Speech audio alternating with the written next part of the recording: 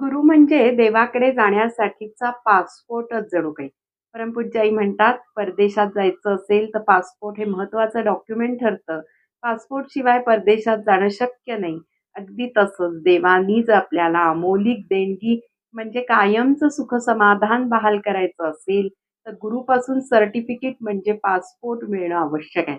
Passport काय सांगतं, की हा ठराविक देशाचा नागरिक आहे याचा अधिकृत पुरावा पासपोर्ट देत असतं. अगदी तसंच गुरुनी ह्याला आपलं म्हणलंय, तो माझा शिष्य आहे, हा खरा भक्त आहे. भक्त म्हणजे कोण? जो विभक्त नाही तो भक्त.